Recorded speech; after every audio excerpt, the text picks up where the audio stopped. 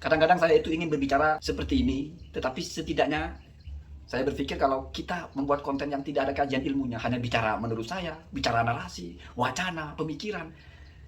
Ya, ya saya tidak mau bilang itu tidak berguna. Hanya menurut saya pribadi, kasihan.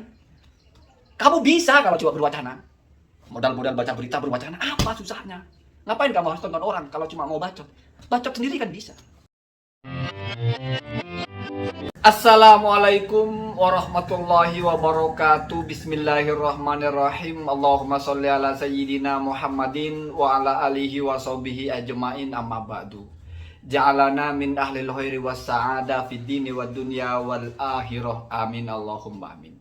Semoga kita menjadi orang-orang yang di dunia ini mendapatkan kebaikan dalam semua urusan kita, dan nanti di akhirat kita juga menjadi orang-orang yang beruntung. Ini keinginan kita semua. Kita berbeda dalam pendapat, berbeda dalam mengikuti aliran, tetapi kita mesti sama dalam keinginan yang ini. Maka anggap saja kamu menyimak konten saya. Ini satu-satunya hal yang kita sepakati bersama, saling mendoakan. Ada banyak komentar yang ingin saya menanggapi tentang beredarnya berita bahwasanya Arab Saudi membolehkan perayaan Halloween, ya, Halloween apa-apa gitulah ya, yaitu pesta-pesta pakai kostum yang diadakan setiap tahun, kostum-kostum serem ya. Saya menahan diri untuk mengomentari itu karena yang pertama begini.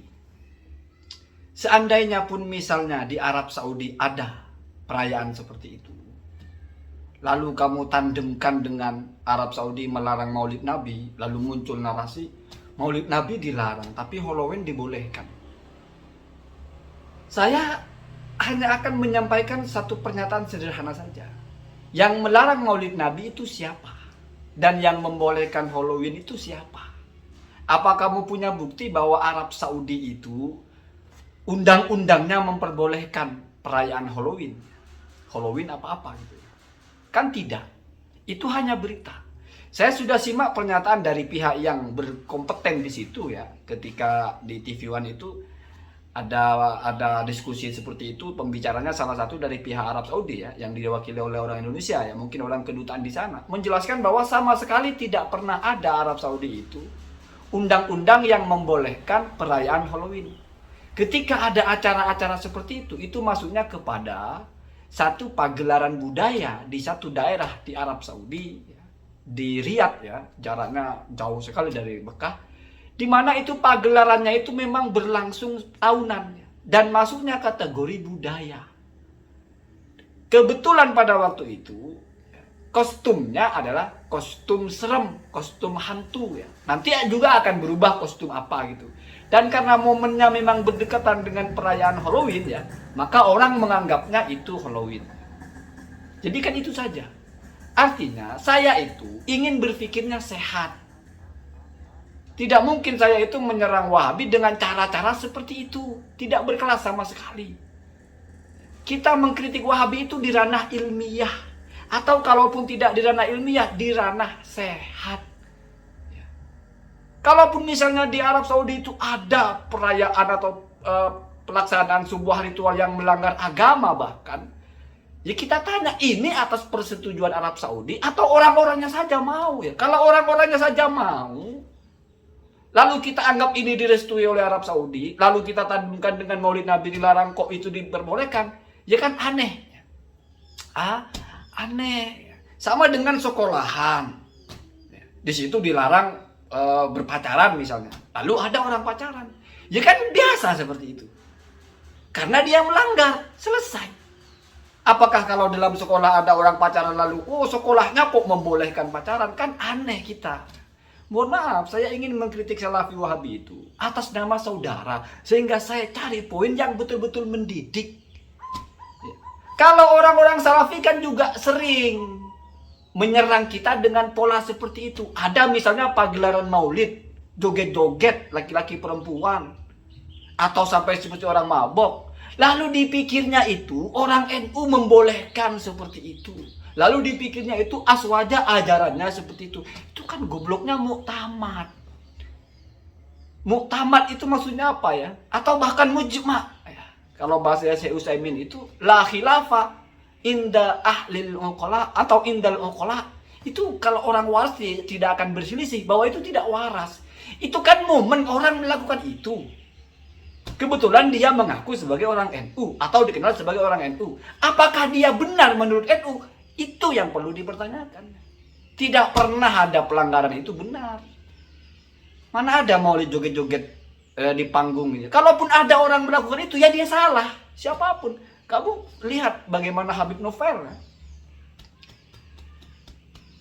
menegur langsung di panggung ketika ada maulid Nabi. Padahal isinya hanya rebana dan mungkin yang menabur rebananya itu joget-joget. Apa kata Habib Novel? Ini kita mau mengenang Rasulullah, memuji Rasulullah. Apa pantas dengan cara seperti itu? Kenapa bukan ini yang kamu sorot? Oh, inilah maulid Nabi menurut NU. Kenapa malah kamu anggap maulid Nabi menurut NU yang joget-joget? Ada lagi orang baca salawat di gereja. Kamu anggap, oh NU itu begitu ajarannya. Padahal kan dia ada yang begitu. Sama dengan ada orang Islam mencuri, ada orang Islam membunuh, ada orang Islam koruptor. Oh Islam itu begitu ajarannya. Kan goblok. Sama dengan misalnya di Arab Saudi ada orang Halloween lah, ada orang pesta konser. Oh berarti Arab Saudi begitu ajarannya. Kita waras pak, nggak begitu cara berhujahnya. Walaupun kita tidak sepakat dengan Salafi Wahabi, tidak lalu otak kita buntu. Terus, kalau sudah tahu seperti ini, maka kamu menjadi paham. Sebegitu hati-hatinya kita mengkritik. Karena bukan mau menjatuhkan, tapi bicara kebenaran. Konten saya sebelum ini mengkritik Gus Muwafiq. Kenapa kritik saya tidak menggebu-gebu, goblok apa? Ya lihat pak, poin yang dikritik itu apa? Kan hanya masalah menyebut taubat dengan hijrah. Nggak berkaitan dengan benar salah pada tatanan yang urgens. Beda dengan kamu kalau ada orang kunut kamu sesat-sesatkan masuk neraka. Orang maulidan kamu sesat-sesatkan. Kamu anggap dia bukan mencintai Rasulullah. Bahkan dianggap dia itu mengkhianati. Itu kan urgen sekali. Kita kritiknya pun tajam. Ini namanya tibakul maqal ala muqtadul hal. Bicara sesuai konteksnya. Justru kalau misalnya Salafi Wahabi kesalahannya juga seperti itu, saya mengkritiknya juga ringan. Kenapa mengkritik Gus Muwafiq sebegitu panjang? Karena memang itu hal yang sepele. Sehingga kalau kita mau angkat ini menjadi penting, maka kita butuh landasan. Kalau bicara mengkritik Wahabi Salafi, tidak perlu kitab terlalu banyak karena poin kritiknya itu sudah penting.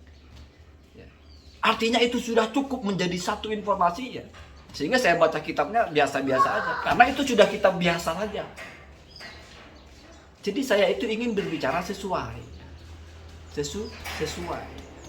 La'alla qauli balighun. Semoga ucapan saya itu baligh. Baligh itu apa? Balighun ya. Muqtadul hal ya. Tibakuhu li muqtadul maqal, li muqtadul mahal ya. Sesuai dengan konteksnya. Kamu orang cuma telat 1 menit, kamu omelin habis-habisan. Kan gak masuk akal. Kalau telat 2 jam baru kita omeli habis-habisan. Dilihat faktornya apa, kelasnya apa, kan begitu. Kenapa saya mengkritik Gus Muwafiq sebegitu panjang durasinya? Ya setidaknya itu ilmu ya. Saya kan jarang buat konten baca kitab setertib itu ya. Begitu Pak ya, begitu saya itu tidak ingin menjadi orang yang gampang. Oh pokoknya kalau Wahabi salah. Bisa jadi nanti misalnya ada orang Indonesia atau orang mana mengamalkan amaliyah yang menurut Salafi Wahabi bid'ah, tapi diam-diam terus dia dokumentasikan sendiri ya. Terus mau saya bilang, oh itu di Arab Saudi ada bid'ah begitu dibiarkan. Saya goblok kalau begitu ya. Jadi mari kita memahami konteks pembicaraan orang gitu ya. Semoga ada manfaatnya. Ini konten yang tidak penting sama sekali ya. Kadang-kadang saya itu ingin berbicara seperti ini, tetapi setidaknya saya berpikir kalau kita membuat konten yang tidak ada kajian ilmunya, hanya bicara menurut saya, bicara narasi, wacana, pemikiran, ya saya tidak mau bilang itu tidak berguna. Hanya menurut saya pribadi, kasihan. Kamu bisa kalau coba berwacana, modal-modal baca berita berwacana, apa susahnya? Ngapain kamu harus tonton orang kalau cuma mau bacot? Bacot sendiri kan bisa. Maka sebisa mungkin apa yang kita tayangkan di YouTube itu ada isi baiknya. Makanya upaya terakhir saya ya setidaknya kamu klik konten saya, kamu dapat doa. Siapa tahu dari sekian banyak doa saya itu yang diterima. Amin Allahumma amin ya. Semoga ada manfaatnya. Assalamualaikum warahmatullahi wabarakatuh.